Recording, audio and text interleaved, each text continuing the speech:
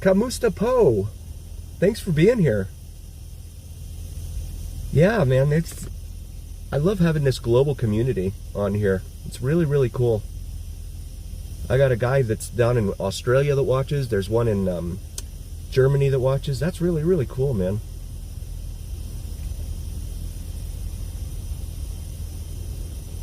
How long would it take your wife to get ready while you play those slots? I'd run out of money.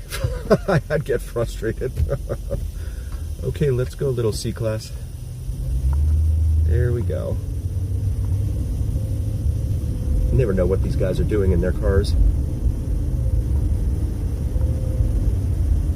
They could be drunk. Did win 800. Wow, nice. 10 minutes. That's not a bad return on investment. Wow. Good, Tim. Good to hear it.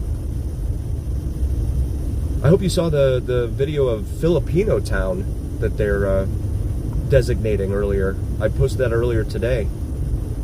The area of Maryland Parkway there, south of Sahara, north of Flamingo, and it's only because there's a seafood city there, and that's where a lot of the Filipinos get their seafood from. And that's really the only distinguished characteristic of it there, being Filipino. So it's then of course there are other seafood cities in town as well. There's one on East. Look at this guy, he's drunk. He's either playing with his phone or he's drunk. What is he doing? Yep, hitting the lane there, lane markers. Yep, you never know what you're going to see in Vegas. I'd rather get around this guy, to be honest. People like that scare me. Oh, right on, Goat. I appreciate that, man. That's awesome. Yeah, Tim, they just did that like 2 months ago. There, or something like that, yeah. Filipino Town. Awesome, Goat. Glad you're here, man. Glad to have you as part of the channel. So we're passing Tahiti Village. I've seen comments from folks asking how long it takes to get from Tahiti Village to the Strip. You can see here, I'm going to check the mileage, so 3.3. We're starting right now at 3.3, and we'll track it to Mandalay Bay. Because Mandalay Bay is really the southernmost edge of the Vegas Strip. Oh, they did! Oh, wow. I didn't know he was in there. That's cool. They let him stream in there, huh? That's awesome. That's the problem with streaming, is that a lot of folks, well, especially with businesses, because they can do whatever they want, right? We're going over the 215 Beltway right here, by the way. This is the bridge over the 215 expressway that goes around the town. The problem with a lot of the businesses is you don't know, and of course it changes. Like, so I watched this one guy who goes into Cat's Meow, Jojo the Squirrel, Late Nights with Jojo the Squirrel. He does live streaming videos here in Vegas. And he goes into Cat's Meow there at Neonopolis. Oh, wow. They did, huh? So, yeah, 7-Eleven, that's awesome. And it's great advertising. I don't understand why people wouldn't want that, right? They tell you not to live stream or even video there in their businesses. Because it's great publicity, especially if you're streaming to an international audience. So we're at Town Square right now, 0.6 of a mile from Tahiti Village. The airport is right over here on our right, or off to our right here. It is kind of quiet over there right now. Usually Saturdays are pretty busy. Especially with the rodeo ending tonight. They're supposed to be ending it tonight. But I've seen a lot of cowboy hats in town. So Jojo the Squirrel, he does his stream down at Neonopolis and Fremont Street late nights at like 11 p.m. Pacific. And he will go down there and they let him live stream. He goes in there and sings karaoke and stuff. They let him live stream and stuff all the time. I tried to get in there last Saturday night just to do a quick video of it, to post it, and they were like, okay, yeah, it's $20 to get in. No thanks. And then I heard that they charge like, I used to drive a cab, oh my god, the stress that entails, my God. Oh, I feel for you. The Sphere is doing its stained glass. Yeah, they just turned it off too. Up there on the right, because the Sphere curves to the right, so you can see the Sphere from here and from the airport. So the airport's right here on the right, just past Sunset Road here. I thought we were past Sunset, but we're not. So there's the airport beginning right there.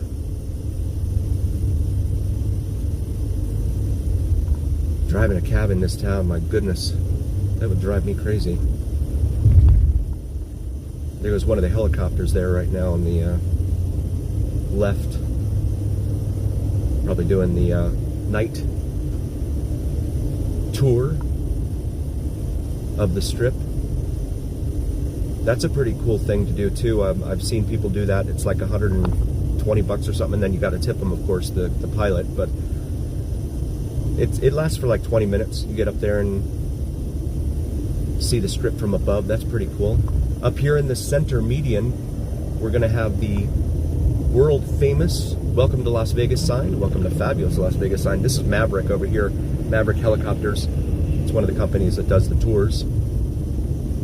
McCarran Executive Terminal over here on the right. So if you're rich, you can just park your jet right there, as you can see some of them on the right, and just take your vehicle, whatever, straight up the Strip. The rest of us plebes, we have to go the long way. There is the world famous Welcome to Las Vegas sign. Not many folks out there right now this evening. The winds have been whipping around quite a bit, and it looks like the trees are still moving around a little bit too, passing the Harley Davidson and Pinball Hall of Fame. I need to get in there one day, 7-Eleven, man. No drone sightings. No, I've been watching too. keeping my eye on the sky there.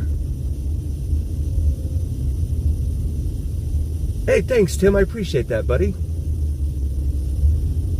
Thank you so much. So here we come up to Mandalay Bay Convention Center, which is located here at the south end of their property. Little Church of the West Wedding Chapel there on the right. So 3.3, we're at 5.2, so that's what, 1.9? So that's like, yeah, it's 2 miles from Tahiti Village up here to Mandalay Bay. That's a good walk. Nice and uncrowded, yes. Yes, we'll see how it gets when we get up here near the center strip. That's going to be the part that tells all. McDonald's over here on the right. I've always laughed at the fact that you have this huge multi-billion-dollar resort casino there on the left with Mandalay Bay, and then across the street is a liquor outlet and a McDonald's. It just looks so out of place. Spirits, beer, souvenirs. And then someone asked me what else was located in there. It says, I think it says Sayulitas.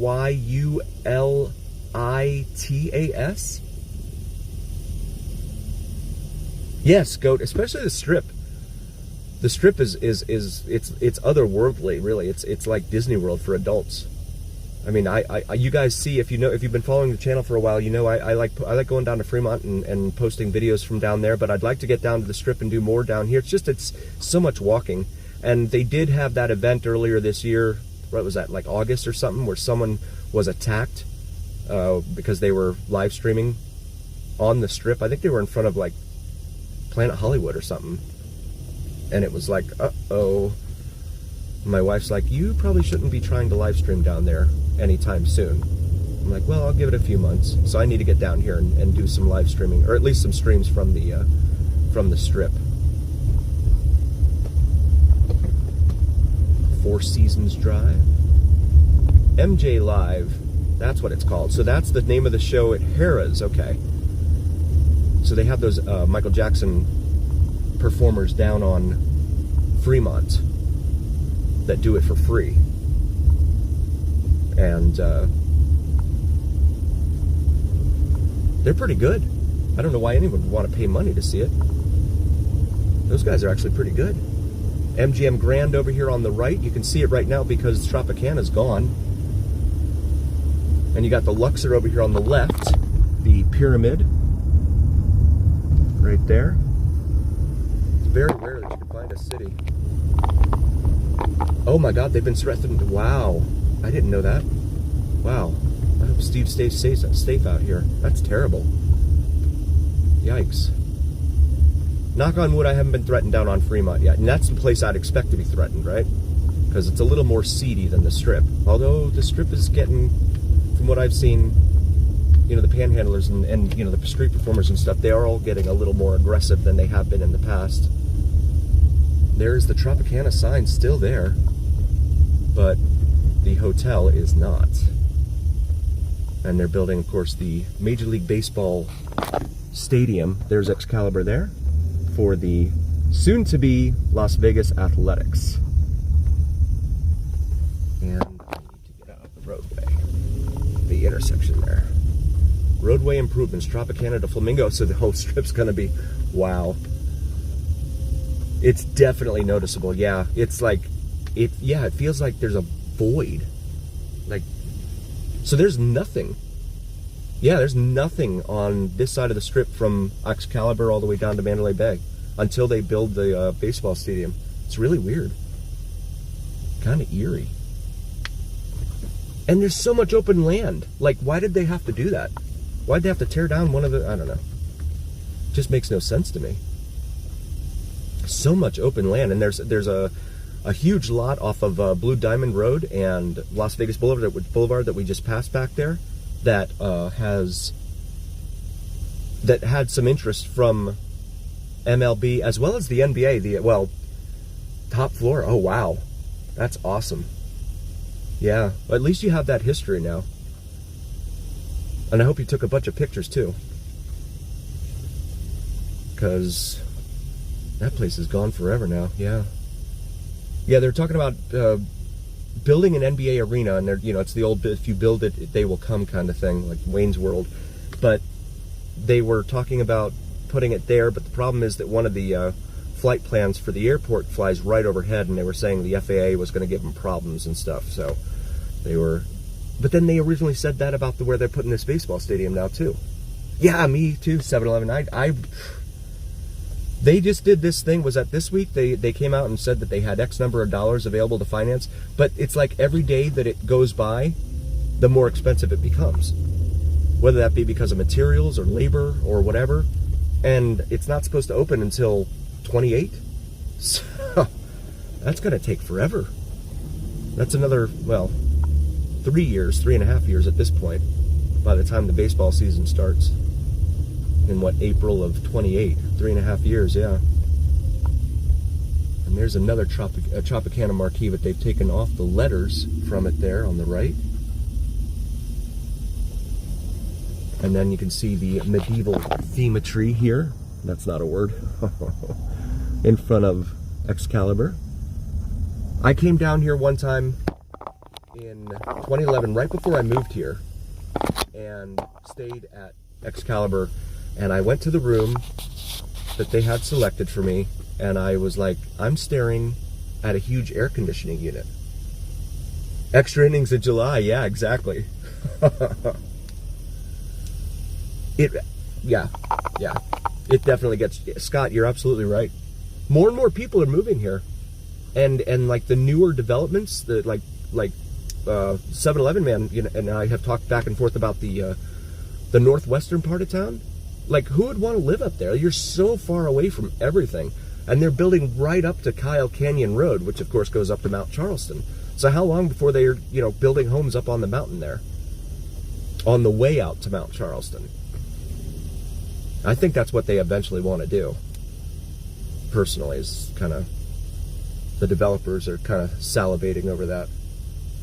But yeah, I was at the Excalibur once, and like, I went downstairs, I'm like, I'm staring at a at an air conditioning unit. They're like, yeah, that's your room. I'm like, okay, well, I won't be staying here again. Remember the hallways were, yeah, it wasn't a very pleasant experience, I'll say that. Yeah, it was not very pleasant.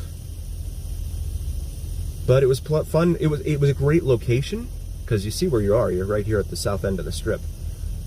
And you could get anywhere pretty quickly.